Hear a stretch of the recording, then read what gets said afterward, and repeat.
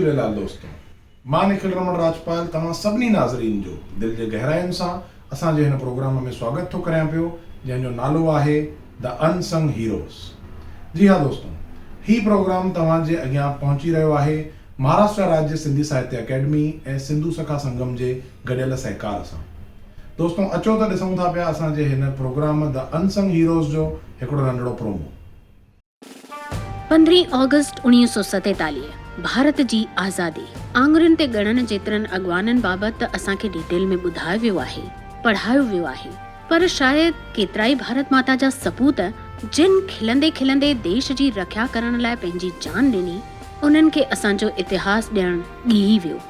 असांजे सिंध जे सपूतनि जो बि को अलॻि नसीब कोन्हे त अचो सिंध जे सपूतनि खे यादि कयूं, उन्हनि जो जीवन दर्शन कयूं। डॉक्टर हूंदराज दुखायल, कुमारी ॾेठी सिपय मलाणी, प्रेम रामचंदाणी, हेमू कालाणी, डॉक्टर चोइथराम गिदवाणी, NR मलकाणी, आचार्य कृपलाणी, दादा जयरामदास दौलतराम, दादा रोचीराम थावाणी, परचो केवलराम आलाणी उर्फ विद्यार्थी, महाराष्ट्र राज्य सिंधी साहित्य अकेडमी ऐं सिंधु सखा संगम पारां पेश थींदड़ webinar series season 1 the unsung heroes, जेका तव्हां ॾिसी सघंदा हर जुमे ते शाम जो 7 बजे महाराष्ट्र राज्य सिंधी साहित्य अकेडमी जे YouTube चैनल महासाहित्य में। असांजे हिन वेबिनार जा मेंटोर आहिनि डॉक्टर प्रिंसिपल जगदीश लछाणी जी, जिन जो सिंधी साहित्य लाइ कयल योगदान लासानी आहे। द अनसंग हीरोज़ तव्हां बि ॾिसो, घर जे नंढड़नि खे बि ॾेखारियो। जय झूलेलाल, जय हिंद, जय भारत। दोस्तों प्रोमो ॾिसी त तव्हीं सम्झी विया हूंदा त असांजे हिन प्रोग्राम जो मक़सदु आहे सिंधी क्रांतिकारियुनि, सिंधी सपूतनि जे जीवणीअ खे, उन्हनि जे सिख्याउनि खे, उन्हनि जे वीचारनि खे नई टहीअ ताईं पहुचाइणु। दोस्तों असांजे हिन मक़सद में असांखे सहकार कयो आहे महाराष्ट्र राज्य सिंधी साहित्य academy, doctor principal Jagdish Lachhani जी ऐं महाराष्ट्र राज्य सिंधी साहित्य अकेडमी जे सह निर्देशक सचिन निम्बालकर जी। दोस्तों अॼु जे हिन एपिसोड में असीं जंहिं सिंधी क्रांतिकारी, जंहिं सिंधी सपूत जे जीवन ते रोशनी विझंदासीं, उन्हनि जो नालो आहे प्रोफेसर नारायण दास रतनमल मलकाणी, जिन खे NR मलकाणी नाले सां बि ॼातो वेंदो आहे। दोस्तों अॼु जे हिन एपिसोड में जेके मुइज़्ज़ महिमान असां सां गॾु थींदा उहे आहिनि डॉक्टर प्रिंसिपल जगदीश लछाणी जी ऐं किशोर लालवाणी जी। गॾोगॾु असांखे साथ ऐं सहकार आहे महाराष्ट्र राज्य सिंधी साहित्य अकेडमी जे सह निर्देशक सचिन निम्बालकर जी जो। अचो त हाणे पहिरीं मिलूं था पिया ऐं वीचार था ॿुधूं असांजे पहिरें गेस्ट स्पीकर, जिन जो नालो आहे डॉक्टर प्रिंसिपल जगदीश लछाणी। अचो त पहिरीं थोरे में ॼाणंदासीं डॉक्टर प्रिंसिपल जगदीश लछाणी जी जे शख़्सियत बारे में ऐं पोइ उन्हनि जा वीचार ॿुधंदासीं NR मलकाणी जी जे जीवन ते। जगदीश शोभराज लछाणी 4 दिसंबर 1939 खां अॼोके ॾींहं ताईं हिकु कामयाब ऐं जुनूनी सफ़र। इन सफ़र में जगदीश सर केतिराई किताब लिखिया आहिनि, केतिरनि ई साहित्यकारनि, क्रांतिकारियुनि ऐं ॿियनि माइनास शख़्सियतुनि जे जीवन खे दर्शकनि अॻियां पंहिंजी लिखणीअ ज़रिए आंदो आहे। केतिराई रेडियो ड्रामास पिणु लिखिया आहिनि, किताबनि जो तर्जुमो कयो आहे। हिंदी ऐं इंग्लिश में बि सिंधी साहित्य खे नई टहीअ ताईं पहुचाइण लाइ बि किताब लिखिया आहिनि। सर MA, MPhil ऐं PhD पिणु सिंधी साहित्य में करे सिंधी ॿोलीअ जो ॻाट ऊंचो कयो आहे। 2001 खां 2019 ताईं Kalani college of commerce, arts and science में एज़ अ प्रिंसिपल रही सर पंहिंजूं शेवाऊं ॾिनियूं आहिनि। कालानी कॉलेज जे शागिर्दनि जे लाइ ऐं टीचर स्टाफ जे लाइ त डॉक्टर प्रिंसिपल जगदीश लछाणी काफ़ी प्रसिद्ध हुआ ऐं सभिनी जा चहीता हुआ। हिननि जे कयल योगदान जी क़दुर शनासी कंदे खेनि हिननि खे साहित्य अकेडमी अवार्डनि ऐं ॿियनि बि केतिरनि ई अवार्डनि सां नवाज़ियो वियो आहे। डॉक्टर प्रिंसिपल जगदीश लछाणीअ जो सिंधी साहित्य में योगदान हिकु अहम जॻह वालारे थो। नारायण दास रतनमल मलकाणी सिंध जे उन्हनि नामवर इंसाननि मां हो जिन वक़्त ऐं हालतुनि मूजिबि अहम किरदारु अदा करे न रुॻो पंहिंजे माउ जे थञ सजाई कई, पर पंहिंजे वतन जो नालो बि मथे कयो। उहे मायर भली मुर्कनि जे ॿारो तन में लोली ॾियनि त सदके देश तां तन मन करण जहिड़ी न ॿी ख़िदमत। सिंध मां हर साल के न के वतन दोस्त, ख़ासि करे नामयारा वकील ऐं प्रोफेसर इंडियन नेशनल कांग्रेस जे सालियाननि जलसनि में शरीक थींदा हुआ। उन्हनि जी उन संपर्क मां सिंध में मुल्की मोहबत जी मशाल ॿरी। महात्मा गांधी आंदोलन जे सिलसिले में केतिरा ई दफ़ा सिंध में आयो। महात्मा गांधीअ जे मक़नातीसी शख़्सियत खां मुतासिर थी सिंधियुनि आज़ादी आंदोलन में दिलि खोले दान कयो। न सिर्फ़ु एतिरो पर उन्हनि स्वाधीनता संग्राम में सरगर्म बहिरो वठी पंहिंजूं नौकरियूं, धंधाधाड़ी, माल मिल्कियत सभु कुझु क़ुर्बान करे छॾिया। अहिड़नि देश भक्तनि मां नारायण दास रतनमल मलकाणी बि हिकु हो। हू पेशे खां इकनॉमिक्स जो प्रोफेसर हो। नारायण दास रतनमल मलकाणीअ जो जनमु अगस्त 1890 ईस्वीअ में हैदराबाद सिंध में थियो। हैदराबाद जी सरज़मीन केतिरनि ई हवालनि सां तारीख़ में गैर मामूली मुक़ाम हासिल कयो आहे। उनखे आज़ादी जे आंदोलन जे लिहाज़ खां बि मुनफ़र्द हैसियत हासिल आहे। आचार्य कृपालाणी, डॉक्टर चोइथराम गिदवाणी, ॼेठी सिपाही मलाणी, रूहानी रहबर दादा वासवाणी, दादा जशन वासवाणी ऐं प्रेम रामचंदाणी वग़ैरह हैदराबाद सिंध में ॼावा जिन मुल्क जो मुल्ह मथे कयो। नारायण दास मलकाणी स्कूली तालीम मिशन स्कूल ऐं दीवान प्रभदस जे नव विद्यालय में हासिल कई। हू कुझु वक़्तु कराचीअ जे NJ हाई स्कूल में मास्टर बि थी रहियो।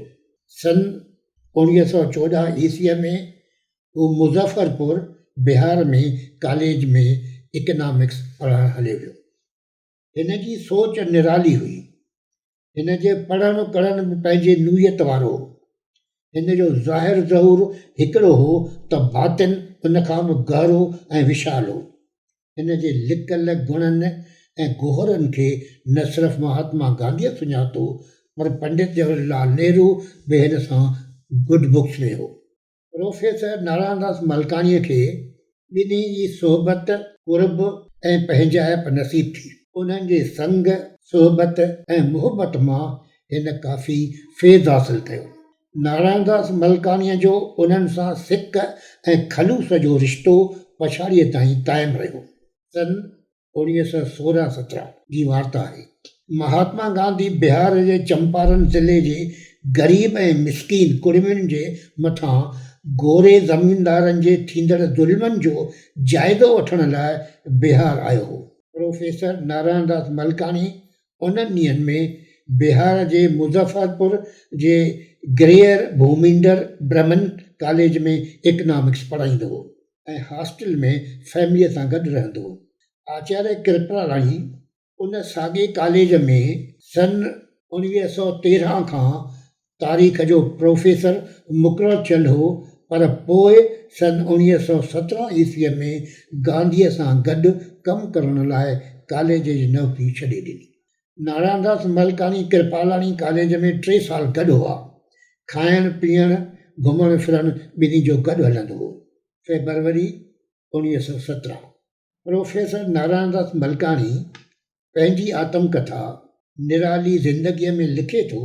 हिकु ॾींहुं सुबुह जो प्रोफेसर कृपालाणी मूं वटि लंघे आयो। चयईं, तार आई अथमि पाटना खां त मिस्टर गांधी राति जे गाॾीअ में ईंदो ऐं चंपारण वेंदो। वाट वेंदे मूं वटि के ॾींहुं रहंदो। मूंखे हॉस्टल में फ़क़ति हिकु नंढी कोठी आहे। महिमान मुंहिंजो पर रहंदो तो वटि। प्रोफेसर मलकाणी महात्मा गांधीअ लाइ लिखे थो, पहिरें ॾींहुं ई सम्झ में त हीउ अजीब ऐं निरालो महिमान आहे। पाण सां गॾु फ़क़ति हिकु वॾी बगल झोली खणी आयो। जल्दी मुंहिंजा बि ॿार हेठि लथा त खेनि हंज में विहारे साणनि चर्चा गोबा करणु लॻो ऐं भुॾनि ॾंदनि सां वात फाड़े खिलणु लॻो। थेलीअ में को बि किताब कोन हुअसि, फ़क़ति हिकु टाइम्स ऑफ इंडिया जी दुंबी डायरेक्टरी ऐं थोरा कागज़। राति जो मछरनि करे हिकु चादर ढके सुम्हंदो हो। उमालक निंड ऐं सुबुह जो 4 बजे हिकदमि सुजाॻ ऐं प्रार्थना लाइ तयारु। मां रोज़ सुबुह जो शर्ट ऐं गंजी पाए भर वारे बनीअ में पंधु करणु वेंदो हुउसि त हिकु ॿ भेरो पहिरें उघाड़ो महात्मा गांधी मूंसां गॾु हलियो ऐं पंहिंजे ॾखण अफ्रीका जे जीवन मां टोटका ॿुधाईंदो हलियो। ॿई गॾिजी टहक ॾींदा हुआसीं। मतिलबु त 4 ॾींहंनि अंदरि ॿिन हिरी वियासीं ऐं हाणे सम्झां थो त हिन 4 ई ॾींहं मूंखे पे जाचियो, तपासियो ऐं खिलंदे टहक ॾींदे मुंहिंजे दिलि खे पंहिंजे दिलि ॾे छिके क़ाबू कयो। 1 अगस्त 1920 में बम्बईअ में लोकमान्य तिलक जे स्वर्गवास थियण सां भारत जे स्वतंत्रता संग्राम जी ॾोर महात्मा गांधीअ जे हवाले कई वई, जंहिंखे हिन बख़ूबी सर अंजाम ॾिनो।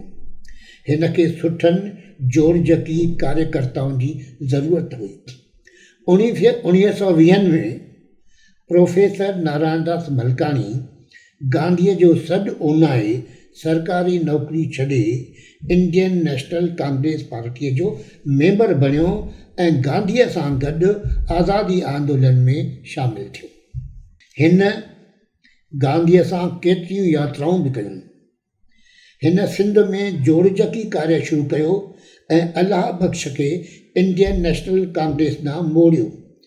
उन जो नतीजो इहो निकितो त सिंध असेंबली शुरू में सिंध जो पाकिस्तान में जज़ब थियण जे ख़िलाफ़ वोट कयो हो। प्रोफेसर नारायण मलकाणी पीर पागारे खे बि कांग्रेस जे मतनि खां रूशनास करायो।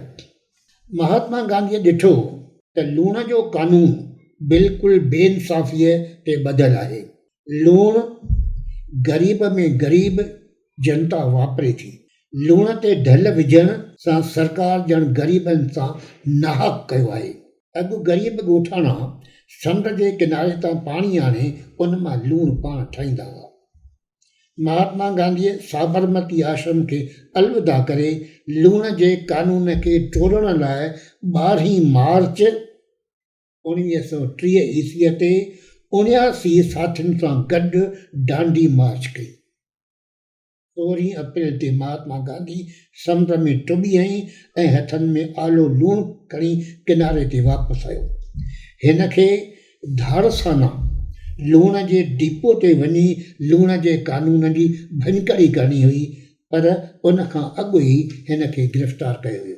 श्री हरिराम माड़ीवाला धारासाना वारे सत्याग्रह लाइ लिखे थो, जीअं धोबी कपिड़नि खे सटींदा आहिनि ऐं कुटींदा आहिनि, तीअं सरकारी दईतनि बि सत्याग्रहनि खे बेरहमीअ सां सटियो ऐं कुटियो। संदन को बि उज़वो सालिम सलामत न छॾियो।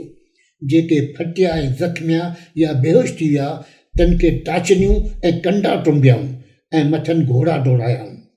हुननि खे हथनि पेरनि ॿाहुनि ऐं वारनि खां गेले खॾुनि खायुनि ऐं कुंडुनि में फिटो कयो।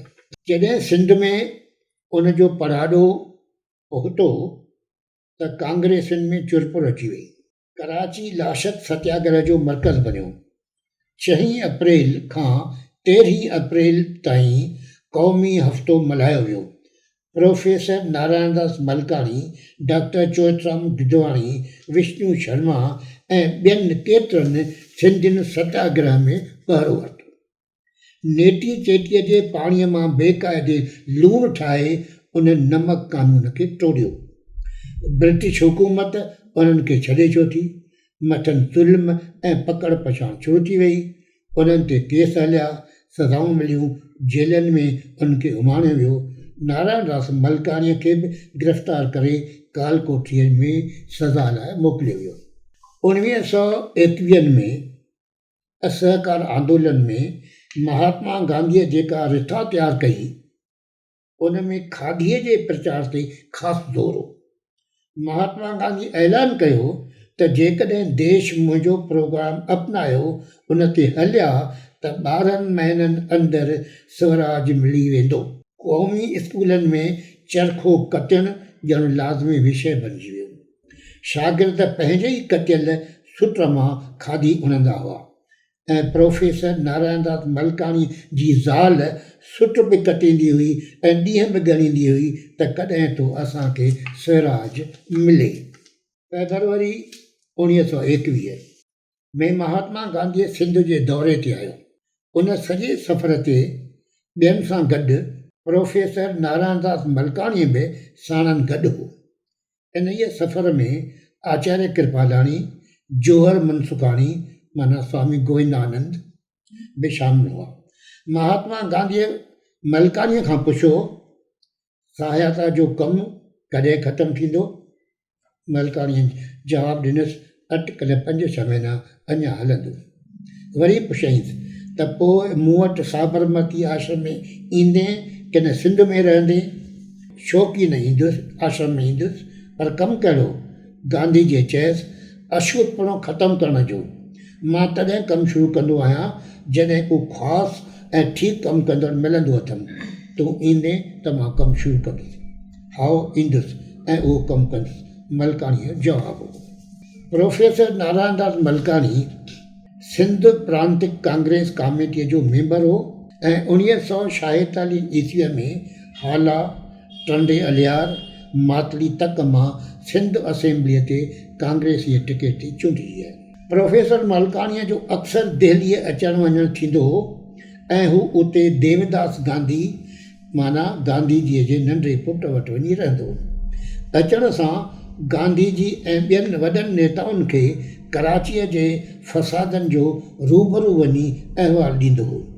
हिकु भेरे पंडित जवाहरलाल नेहरूअ चयुसि त हू वञी वाजपेयी सेक्रेटरी जनरल सां गॾिजे ऐं सिंध जे सूरत हाल खां वाक़ुफ़ु करे खेसि अर्ज़ु करे हिंदुनि खे सरकारी तौरु सिंध मां कढी हिंद में वसायो वञे।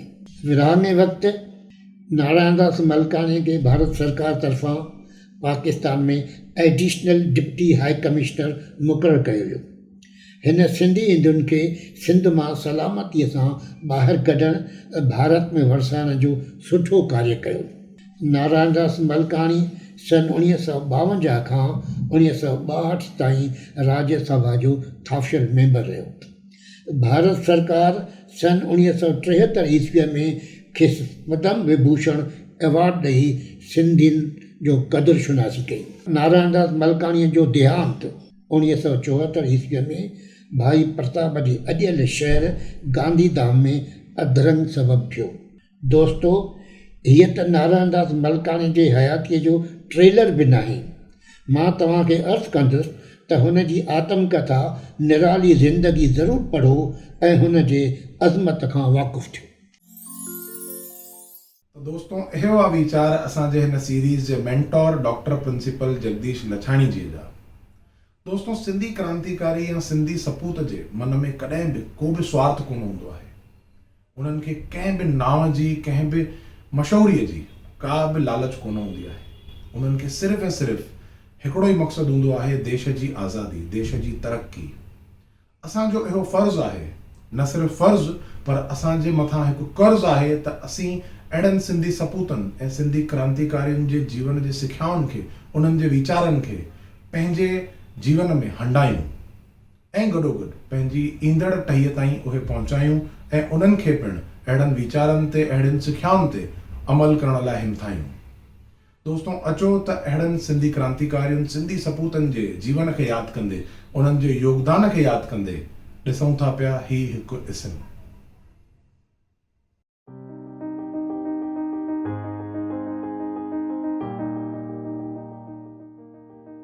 सदा हयात किशनचंद बेवस जूं हुननि जे उणवान क़ौमियत मां कुझु सिटूं।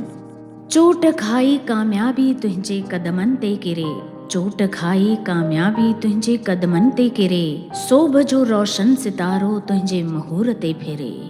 तुंहिंजी बरकत सां पवनि था माक मां मोती बणी, तुंहिंजी बरकत सां पवनि था माक मां मोती बणी, ख़ुश्क बादल मां पवनि थियूं अमृती बूंदूं छणी।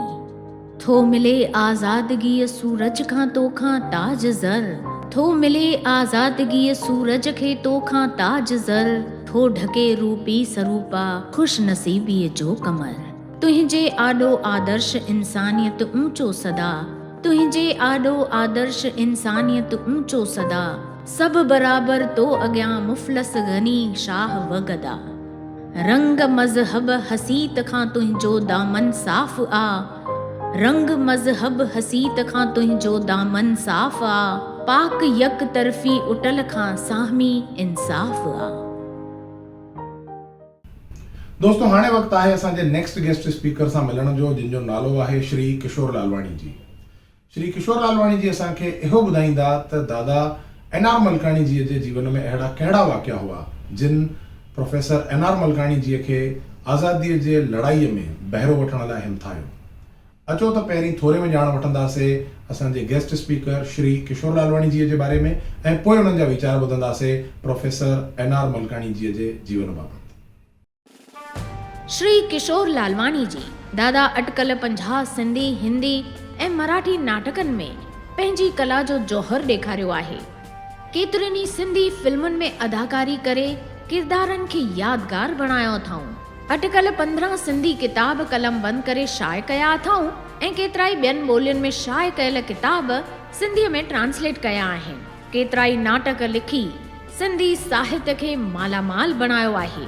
दादा महाराष्ट्र सिंधी साहित्य अकादमी मुंबई, सेंट्रल साहित्य अकादमी, भारतीय सिंधु सभा सांस्कृतिक मंच नागपुर ऐं ॿियनि बि केतिरियुनि संस्थाउनि सां जुड़ी पंहिंजूं शेवाऊं ॾेई सिंधी ॿोली ऐं साहित्य जी शेवा कई आहे।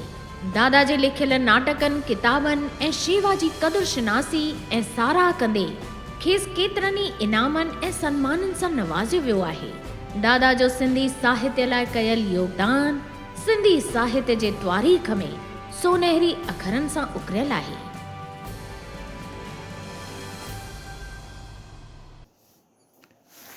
नारायणदास रतनलाल मलकाणी या प्रोफेसर एन.आर. मलकाणी भारत जी आज़ादीअ जी तहरीक जो हिकु वॾो सिपाही हो, जंहिं अंग्रेज़नि जे राज जे विरोध में लड़ाई लड़ी ऐं मुल्क खे आज़ादु करण में वॾो योगदान ॾिनो। हू हिकु मशहूरु सामाजिक कार्यकर्ता हो ऐं पेशे सां तइलीमदान पिणु।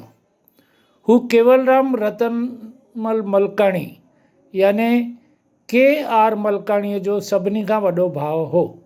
संदसि जनम 14 अगस्त 1890 ते हैदराबाद सिंध में थियो।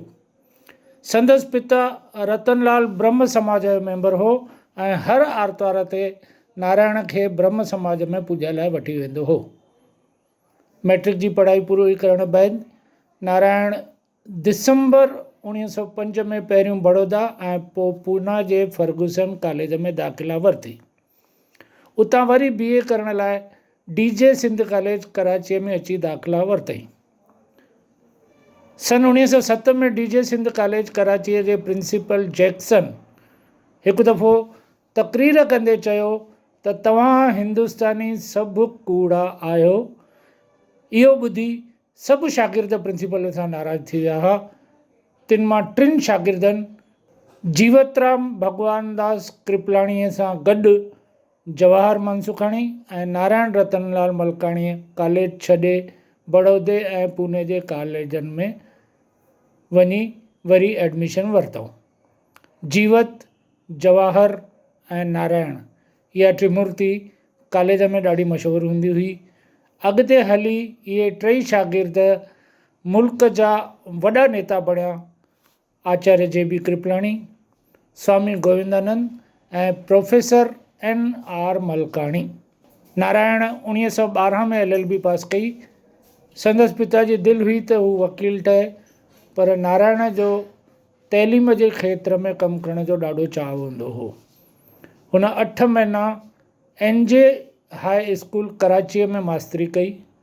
तंहिंखां पोइ JBB कॉलेज बिहार जे मुज़फ्फरनगर शहर में अर्थशास्त्र जो प्रोफेसर बणियो, जिते अॻु में ई संदसि नंढपण जो यार कॉलेज जो संगती आचार्य जीवतराम भगवानदास कृपलाणी प्रोफेसर हो। ॿई गॾिजी हाणे त हिकु ई घर में रहण लॻा। नारायण मुज़फ्फरनगर जे हिन कॉलेज में 1913 खां 1920 ताईं कमु कयो। आचार्य कृपलाणी वरी 1917 में महात्मा गांधीअ जे असहयोग आंदोलन में शामिलु थियण लाइ कॉलेज छॾे ॾिनो। ऐं महात्मा गांधीअ जो ॿांह ॿेली वञी थियो। 19 साल ब्रिटिश सरकार पारां हारियुनि खे ज़बरदस्ती पंहिंजनि ॿनियुनि में गुली पोखण लाइ मजबूर कयो, पर जर्मनीअ पारां गुली सस्ते अघ में मिलण लॻी त हिननि हारियुनि खे नुक़सानु थियणु लॻो। इन लाइ हो महात्मा गांधीअ सां गॾिया ऐं महात्मा गांधी ज़िंदगीअ जो पहिरियों आंदोलन जेको कयो उहो मुज़फ़्फ़रनगर खां चंपारण में वञी कयो। चंपारण मुज़फ़्फ़रनगर जे पासे में हिकु शहरु आहे, त चंपारण ॾांहुं वेंदे आचार्य महात्मा गांधीअ जे रहण जो बंदोबस्तु पंहिंजे पुराणे घर में कयो। महात्मा गांधी आचार्य कृपलाणीअ जे घर में नारायण मलकाणीअ सां गॾु कुझु ॾींहं तरसियो। वरी ॿियो दफ़ो जॾहिं हुनखे चंपारण वञिणो पियो 1920 में, त ॿीहर हू वरी कृपलाणीअ जे घर में नारायण वटि तरसियो। त ॻाल्हियुनि कंदे कंदे खांसि पुछियईं, प्रोफेसर हिन खां पोइ छा कंदे? नारायण जी ज़िंदगीअ में हिकु वॾो मोड़ अची वियो ऐं हू महात्मा गांधीअ जी ॻाल्हियुनि तां मुतासिर थी करे भगवान दास आचार्य कृपलाणीअ वांगुरु नौकरी छॾे महात्मा गांधीअ जो पोइलक बणिजी वियो। महात्मा गांधीअ खेसि गुजरात विद्यापीठ वञण लाइ चयो, जिते आचार्य आसूदोमल गिदवाणी प्रिंसिपल हो।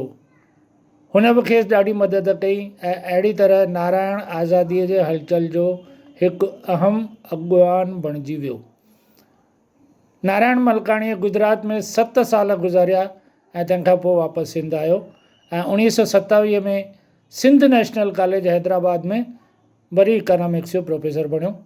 मलकाणीअ 1927 खां 1929 जे विच में सिंध में ॿोॾ ऐं सोक जे करे माण्हुनि जी मदद में लॻी वियो। 1928 में जॾहिं महात्मा गांधी सिंध आयो त मलकाणीअ सां गॾु सॼे सिंध जो रटन कयईं।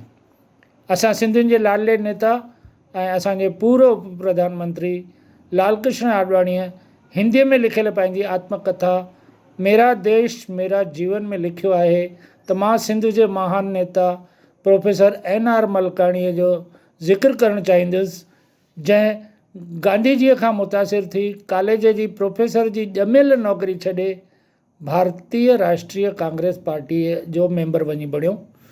गांधीअ जे चवण ते हू साबरमतीअ में रहण लाइ हलियो वियो ऐं हरिजन सेवक संघ में शामिल थी वियो हो ऐं छुआछूत जे विरोध में धर्म युद्ध में हुन ॾाढी जफ़ाकशी कई ऐं दलित शूद्र वर्ग जे वाधारे लाइ हुनखे महात्मा गांधीअ जिन खे हरिजन चवंदो हो उन्हनि जी मदद लाइ ठक्कर बापा सां मिली करे कुल्हे सां कुल्हो मिलाए कमु करणु लॻो। मलकाणीअ दिल्लीअ में हरिजन कॉलोनी बि वसाई हुई। हिकु ताक़तवर सिंधी राजनेता अल्लाह बख़्श सूमरो खे कांग्रेस में आणण में हुन मदद कई। 1930 में वरी लूण ते टैक्स लॻाइण जो विरोध थियो। महात्मा गांधीअ सत्याग्रह कयो ऐं अहमदाबाद जे साबरमतीअ खां दांडी वेंदे वक़्तु मलकाणी जेको महात्मा गांधीअ सां गॾु हो उनखे गिरफ़्तार करे पूना जे येरवड़ा जेल में उमाणियो वियो। मार्च 1931 में गांधी ऐं उन वक़्त जे वाइसराय लॉर्ड इरविन जे विच में समझौतो थियो, जंहिंखां पोइ सभिनी राजनैतिक बंदियुनि खे आज़ादु कयो वियो। मार्च 1931 में कराचीअ में अखिल भारतीय कांग्रेस जो अधिवेशन थियो, जंहिंजो बंदोबस्तु सॼो मलकाणीअ कयो। अक्टूबर 1931 में मलकाणीअ खे वरी गिरफ़्तार कयो वियो ऐं अप्रैल 1932 में हुनखे रिहा कयो वियो। 1942 में गांधीअ भारत छॾियो आंदोलन शुरू कयो त वरी मलकाणीअ खे हिकु दफ़ो संदसि राजनीतिक गतिविधियुनि लाइ गिरफ़्तार कयो वियो ऐं 1945 में वञी रिहा कयो वियो। जेल में रहंदे हुन गांधीअ जा लिखियल घणेई किताब तर्जुमो कया। तंहिंसां गॾु गांधीअ जी ऐं नेहरूअ जी आत्मकथाउनि जो पिणु तर्जुमो कयो। हुन सिंधी ऐं अंग्रेजीअ में कुल 20 किताब लिखिया आहिनि, जंहिंमें संदसि आत्मकथा बि आहे जंहिंजो नालो आहे निराली ज़िंदगी। तंहिंखां पोइ बि सिंध में संदसि सामाजिक कम हलंदा रहिया। कांग्रेस खे सिंध जे हुरनि जे धार्मिक गुरूअ पीर पगारीअ सां हुन मिलायो। तंहिंखां पोइ राजस्थान में वियो, जिते लाल कृष्ण आडवाणी ऐं ॿिया अॻवान हिंदू सिंधियुनि खे वसाइण लाइ कमु करे रहिया हुआ। नारायण मलकाणीअ हुननि खे मदद जो हथु वठायो। तंहिंखां पोइ वरी हू दिल्लीअ वञी हरिजन कॉलोनीअ में रहियो, जेका कॉलोनी हुन पाण वसाई हुई। संदसि नंढे भाउ ऐं जनसंघ जो पायो विझंदड़ नेता ऑब्ज़र्वर मैगज़ीन जे एडिटर KR मलकाणीअ पंहिंजे किताब द सिंध स्टोरी लिखियो, जंहिंमें आज़ादीअ जी हलचल में सिंधियुनि जे बहादुरनि जे योगदान बाबति सुहिणनि लफ़्ज़नि में हुन बयानु कयो आहे। हिन ई किताब में KR मलकाणी लिखे थो त आज़ादीअ खां पोइ नेहरूअ सिंध में श्री प्रकाश खे हाई कमिश्नर बणायो ऐं संदसि वॾे भाउ नारायण मलकाणीअ खे कराचीअ में भारत जो डिप्टी हाई कमिश्नर मुक़ररु कयो, जीअं हिंदू सिंधियुनि खे रेल रोड ऐं समुंड वारनि रस्तनि तां सिंध मां हिफ़ाज़त सां भारत आणे सघिजे। खेसि इहा ज़िमेदारी बि ॾिनी वई त सिंध मां थींदड़ लॾ पलाण खे संभाले ऐं माण्हुनि खे थींदड़ तकलीफ़ुनि ते ध्यानु ॾिए ऐं उन्हनि खे दूरि करे। गांधीजीअ जी वफ़ात खां हिकु कलाकु अॻु NR मलकाणीअ हुन सां मुलाक़ात कई हुई। गांधीअ खेसि आशीर्वाद ॾिनो ऐं चयो त सभिनी खे संभाले हिन पासे वठी अचु ऐं तूं सभ खां आख़िर में अचिजांइ। असां सभिनी जी रहाइश जो बंदोबस्तु कंदासीं। मुस्लिम लीग जे नेता मोहम्मद अयूब खोरो खे चइजांइ त मां पाण सिंध जो रटन कंदुसि ऐं शांती क़ाइमु रखण लाइ उते अची सभिनी खे वेनिती कंदुसि। तूं जिनाह सां सलाह करे मूंखे तार कजांइ। मलकाणीअ जॾहिं खेसि ॿुधायो त सिंध में कीअं सिंधियुनि खे पाण खे बचाइण लाइ घर खां ॿाहिरि निकिरंदे ई जिना टोपी पाइणी पवंदी आहे ऐं डान इख़बार हथ में रखणी पवंदी आहे, त गांधीअ खेसि चयो मां अॼु शाम जो प्रार्थना सभा में इहा ॻाल्हि कढंदुसि। पर अफ़सोस उन ॾींहुं शाम जो ई महात्मा गांधीअ खे गोली हई वई ऐं हू सिंध जो सफ़रु कोन करे सघियो। मलकाणी 1952 खां 1962 ताईं 2 दफ़ा राज्यसभा जो मेंबर रहियो। खेसि मथे ते तगारी खणी गंद खणण वारनि हरिजननि जे जीवन जे वाधारे लाइ हमेशह यादि कयो वेंदो। खेसि report of scavenging conditions inquiry कमेटीअ जो अध्यक्ष बणायो वियो। हुन इन विषय ते गहराईअ में वञी ऊनो अभ्यास करे 1961 में सरकार खे रिपोर्ट पेश कई। हिन कमेटीअ जी रिपोर्ट खे मलकाणी कमेटी रिपोर्ट बि चयो वेंदो आहे। हिन रिपोर्ट शूद्र हरिजननि जी ज़िंदगीअ में सुधारो आणे छॾियो। 1966 में हू आदिपुर वञी वसियो। भारत सरकार संदसि ख़िदमतुनि ते ध्यानु ॾिनो ऐं 1973 में भारत गणराज जे 3 सभिनी खां वॾे नागरिक पुरस्कार पद्म भूषण सां खेसि सम्मानित कयो वियो। 1/1/1974 ते नारायण मलकाणीअ हिन दुनिया मां चालाणो कयो। इंडियन इंस्टीट्यूट ऑफ सिंधालॉजी आदिपुर संदसि समान में किताबनि जी हिकु वॾी NR मलकाणी लाइब्रेरी बर्पा कई आहे। तो दोस्तों हे हुआ वीचार असांजे गेस्ट स्पीकर किशोर लालवाणी जी जा। दोस्तों सिंधी क्रांतिकारियुनि लाइ सिंधी सपूतनि लाइ जेतिरो लिखिजे, जेतिरो ॻाल्हाइजे, जेतिरो चइजे ओतिरो घटि आहे। पर पोइ बि अचो त उन्हनि जे योगदान खे, उन्हनि जे शहादत खे यादि कंदे उन्हनि जे चरणनि में हिकु श्रद्धांजलि अर्पित कंदे ॾिसूं था पिया ही इस्म।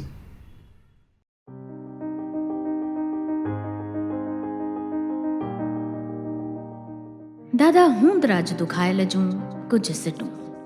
आहे आज़ादीअ संदो ऐलान ही क़ौमी झंडो, आहे आज़ादीअ संदो ऐलान ही क़ौमी झंडो, क़ौम हिंदुस्तान जो जिंद जान ही क़ौमी झंडो। आरज़ू आज़ादगीअ में पाड़ जंहिं पुख़्ती हईं, आरज़ू आज़ादगीअ में पाड़ जंहिं पुख़्ती हईं, आहे भारत देश जे लाइ शान ही क़ौमी झंडो। जंहिंजे साए हेठि हिकु थियूं मुख़्तलिफ़ जातियूं मिली, जंहिंजे साए हेठि हिकु थियूं मुख़्तलिफ़ जातियूं मिली, आहे सो मेलाप जो निशान ही क़ौमी झंडो, आहे सो मेलाप जो निशान ही क़ौमी झंडो। आहे आज़ादीअ संदो ऐलान ही क़ौमी झंडो, क़ौम हिंदुस्तान जो जिंद जान ही क़ौमी झंडो। दोस्तों हाणे वक़्तु आहे असांजे अॼु जे एपिसोड खे हिते ई पूरो करण जो, पर वरी मिलंदासीं ईंदड़ जुमे ॾींहुं मतिलबु त 18 मार्च शाम जो ठीकु 7 बजे। ऐं उन एपिसोड में असीं जंहिं क्रांतिकारीअ जे जीवन ते रोशनी विझंदासीं उन्हनि जो नालो आहे दादा रोचीराम थावाणी। जी हा दोस्तों, त ॾिसण न विसारींदा हिन यूट्यूब चैनल ते, महासाहित्य यूट्यूब चैनल ते असांजी हीअ सीरीज़ द अनसंग हीरोज़। दोस्तों वेंदे वेंदे मां शुक्रगुज़ारी वञणु चाहींदुसि असांजे महाराष्ट्र राज्य सिंधी साहित्य अकेडमी जी, उन्हनि जे सह निर्देशक सचिन निम्बालकर जी जिन असांखे मौक़ो ॾिनो तव्हां अॻियां ही प्रोजेक्ट पेश करण जो।